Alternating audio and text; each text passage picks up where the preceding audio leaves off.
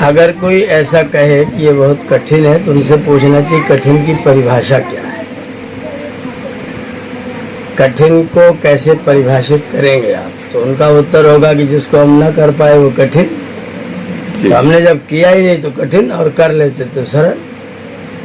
तो वेद इसलिए इस पर विशेष बल दिया जाता है क्योंकि ये सृष्टि का निर्माण परमात्मा ने किया है और परमात्मा ही हमारे कर्म फलों का विधाता है। तो जिस परमात्मा ने संसार का निर्माण किया है वही परमात्मा हमारे कर्म फलों का विधाता है। उसने जो जो हमें दे रखा है मार्गदर्शन, जो ज्ञान हमें परमात्मा ने प्रदान किया हुआ है, परमात्मा ने बताया हुआ है, अगर हम उस ज्ञान के अनुकूल चलते हैं, अगर हम उस ज्ञान के अनुसार अपने जीवन को व्यतीत करते हैं, तभी हमारे जीवन की सार्थकता हो सकती है। इसलिए हम लोग परमात्मा के इस ज्ञान पर, वेदवाणी पर विशेष बल प्रदान करते हैं। और अब अगर कोई व्यक्ति कहे कि वेद समझ में नहीं आता, बहुत कठिन है, तो ये उसका भ्रम है। इसलिए क्योंकि वर्तमान समय में वेद हिंदी भाषा में, बहुत सरल भाषा में, स्वयं महर्षि दयानंद सरस्वती का किया हुआ अनुवाद वेद का उपलब्ध है। और सरस्वती के अनुसार ही आदरणीय हरिशरण सिद्धांतालंकार पंडित सातवलेकर, श्रीपाद सातवलेकर जी महाराज और आचार्य जयदेव जी महाराज और ऐसे अनेक आचार्य विद्वान हुए हैं। छोटी छोटी वेद की पुस्तकें भी हैं। वेद वीथिका के नाम से पुस्तक है, वेद वल्लरी के नाम से पुस्तक है, अनेकों पुस्तकें छोटे छोटे 365 मंत्र, रोज एक मंत्र पढ़ने की ऐसी व्याख्या की पुस्तकें अपने पास में प्रकाशित हैं। वेद वैचित्र नाम से आचार्य प्रणव जी की पुस्तक प्रकाशित है। तो अनेक ग्रंथ इस समय वर्तमान में आर्य जगत के विद्वानों के द्वारा ऐसे लिखे गए हैं जिनमें छोटे छोटे टुकड़ों में वेद मंत्रों की व्याख्या की गई है, वेद मंत्रों के अर्थ बताए गए हैं। और हमारे लिए जो उपयोगी है, मानव जीवन को ठीक करने के लिए, जो सबको पढ़ने की जरूरत नहीं है। आप सारा वेद पढ़ें और बहुत कठिन लगे, बहुत भार लगे, उसके बजाय आप जितना पढ़ें उतना आचरण में लाने का अभ्यास करना प्रारंभ कर दें। एक मंत्र को अगर जीवन में लाने का अभ्यास प्रारंभ कर दें तो शायद एक मंत्र ही आपका जीवन व्यतीत हो जाए। आप कहते हैं मुझे वेद बहुत कठिन लगते हैं, आप एक वेद मंत्र का हिंदी में अनुवाद पढ़ लीजिए और उसको अपने जीवन में धारण करना प्रारंभ कर दीजिए। पूरा सीधा वेद का भाष्य लेके पढ़ने के बजाय मेरा आप लोगों के लिए यह मार्गदर्शन है कि आप जो वेदानुकूल छोटे छोटे अन्य ग्रंथ लिखे हुए हैं जिनमें वेदों की सुंदर व्याख्याएं हैं, पद्यानुवाद हैं, अंग्रेजी अनुवाद हैं, ऐसे जो सबकी समझ में आए, ऐसी छोटी छोटी पुस्तकें अनेक वर्तमान में प्रकाशित उपलब्ध होती हैं। आपका हितकारी प्रकाशन हिंडौन सिटी, आपका विजय कुमार हासानंद दिल्ली, आपका गुरुकुल रेवली, ऐसे प्रकाशन स्थल हैं जहाँ पर सुंदर वैदिक पुस्तकें आपको साधारण शब्दों में, बहुत मधुर अच्छे शब्दों में आपको पढ़ने को, सुनने को मिल सकती हैं। तो वेद कठिन है या कथन केवल उन लोगों का है जो लोग अपने आप को प्रयत्न से बचाने की व्यवस्था करते हैं, वह प्रयत्न करना नहीं चाहते हैं। अब कोई व्यक्ति कुर्सी पर बैठा हो और उसे हमने कहा उठो, वो कहता उठना बहुत कठिन है। अगर वो बैठा ही है तो उठना बहुत कठिन है। अगर वो उठने की कोशिश करेगा तो कोई न कोई उसके कंधे पर हाथ लगा करके उसको उठाने की चेष्टा अवश्य करेगा। ऐसा भी कहना उचित नहीं कि आजकल वेद को पढ़ाने वाले कोई नहीं है, अनेक लोग वेद को पढ़ाने वाले हैं। मैं आपको गुरुकुल में ही निमंत्रित करता हूँ, आप हमारे पास आइए, हम आपको वेद पढ़ाएंगे। पठन की दृष्टि से भी पढ़ाएंगे, अर्थ की दृष्टि से भी पढ़ाएंगे। वेद को समझाने के लिए तमाम तरह की व्याकरण आदि की सिद्धियां करते हुए भी हम आपको वेद पढ़ाएंगे।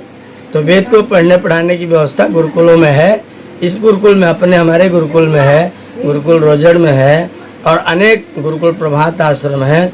जितने हमारी कन्याओं की, महिलाओं के गुरुकुल हैं, वाराणसी है, विश्ववारा गुरुकुल रुड़की है, छोटीपुरा है, प्रेमदा जी का निजामाबाद में गुरुकुल है, अनेक गुरुकुल हैं जहां आपको वेद पढ़ने पढ़ाने का पूर्ण अवसर उपलब्ध है। और आजकल तो सब चीज़ ऑनलाइन उपलब्ध है। आप लेकर के विश्व वेद सम्मेलन ग्रुप से जुड़िए और हम लोगों से वेद पढ़ना प्रारंभ करिए। अगर आप चाहते हैं तो मैं कक्षा लेकर के वेद पढ़ाना प्रारंभ कर सकता हूँ। तो वेद पढ़ाने वाले बहुत हैं, वेद पढ़ने के लिए प्रयत्न आपको करना है। अगर आप बिना प्रयत्न किए ये कहना प्रारंभ करेंगे कि वेद बहुत कठिन है, हम तो पढ़ ही नहीं सकते हैं, तो फिर आप उसका मतलब प्रयत्न करना नहीं चाहते हैं, अपने बचने की जुगाड़ कर रहे हैं। ये बचने का विकल्प जो है उसको बंद करिए और जुट जाइए आज वेद आपकी भाषा में उपलब्ध है, इसलिए वेद कठिन है या कथन उचित नहीं है। वेद अब खूब सरल है, आपकी अपनी व्यक्तिगत भाषा में आज की तारीख में वेद उपलब्ध है। तो आप जब चाहें तब वेद उपलब्ध कर सकते हैं, प्राप्त कर सकते हैं और वेदों का पठन पाठन कर सकते हैं। और वेदों का पठन पाठन सब करें, इसके बजाय मेरे दृष्टिकोण से 4 मंत्र, 2 मंत्र, 1 मंत्र जो पढ़ लें, उस मंत्र के भाव को जीवन में उतार करके अपने जीवन को साधनामय बनाएं।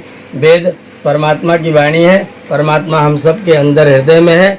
और मुझे ऐसा प्रतीत होता है कि अंतर हृदय में विराजमान परमात्मा हमको वेद मंत्रों का अर्थ अगर हम ध्यान में, साधना में, चेतना में, तप में अपने जीवन को लगाएं तो परमात्मा स्वयं ही आपके हृदय में, अंतःकरण में वेद मंत्र के अर्थों का प्रकाश करेगा।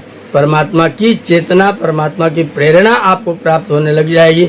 बस एक ही बात है, आप प्रयत्न करना प्रारंभ करें, आप सीखना प्रारंभ करें। श्रद्धापूर्वक सतु दीर्घकाल निरंतर सत्कारा सेविता, लंबे समय तक निरंतर और श्रद्धा पूर्वक जिसको पढ़ना पढ़ाना प्रारंभ करेंगे, जो कुछ भी करना कराना प्रारंभ करेंगे तो सब कुछ सरल हो जाएगा। वेद को कठिन बता के बचने की व्यवस्था मत करिए, वेद सरल है। आइए वेद को पढ़ पढ़ा सकते हैं हम लोग, जब चाहें तब वेद को पढ़ना पढ़ाना प्रारंभ कर सकते हैं। गुरुकुल में आ जाए तो मैं आपके साथ पढ़ना पढ़ाना कर सकता हूँ और अनेक गुरुकुलों में आप वेदों का पठन पाठन कर सकते हैं। ओम। तो आचार्य जी, हम क्यों पढ़ें, इससे क्या लाभ होगा, मतलब क्यों पढ़ें, क्या आवश्यकता है वेद को पढ़ने की? बिना ज्ञान के मनुष्य कभी भी सुखी नहीं रह सकता है। अज्ञान ही सारे दुखों का मूल है। अविद्या क्षेत्रम उत्तरेषाम प्रसुप्त तनु विच्छिन्नो धाराणाम।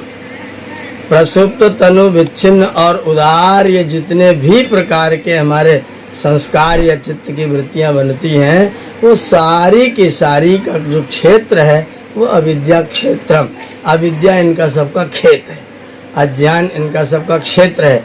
अगर खेत रहेगा तो फसल तो उगेगी, अगर अविद्या रहेगी तो फसल तो उगेगी। तो अविद्या से बचना हो तो वेद को पढ़ें, अविद्या से अपना पिंड छुड़ाना हो तो फिर वेद को पढ़ें। आप कहेंगे वेद न पढ़ें तो भी अविद्या से बच जाएंगे, नहीं बचते हैं। क्योंकि मानवों की जो कृति होती है, मानवों की जो रचना होती है, उसका प्रभाव अलग होता है, उसके ऊपर देश काल परिस्थिति का प्रभाव रहता है। और जो ईश्वर की रचना है उस पर देश काल और परिस्थिति का प्रभाव नहीं रहता है। वह त्रिकालातीत है, त्रिकाल भूत है, सार्वकालिक है, सार्वजनिक है, सार्वभौतिक है, सभी प्राणियों के लिए है, सब कालों के लिए है, सब लोगों के लिए है। किसी के लिए है, किसी के लिए नहीं, ऐसी कोई व्यवस्था नहीं है। तो वेद सार्वकालिक हैं, आप उनको प्राप्त करेंगे तो आप अज्ञान से दूर होंगे। जो मानवों के ग्रंथ हैं उनके ऊपर मानवीय प्रभाव रहता है, क्योंकि मानव देश काल परिस्थिति से प्रभावित होता है। अर्थ से पुरुषो दासा कहा गया है, परिस्थिति का दास होता है मनुष्य। तो उस परिस्थिति का प्रभाव मनुष्य के लेखन पर भी होता है। इसलिए हम बार बार बल देते हैं कि आप परमात्मा की वाणी के अनुसार ज्ञान को प्राप्त करें, तभी वास्तव में आप अविद्या से बच सकेंगे।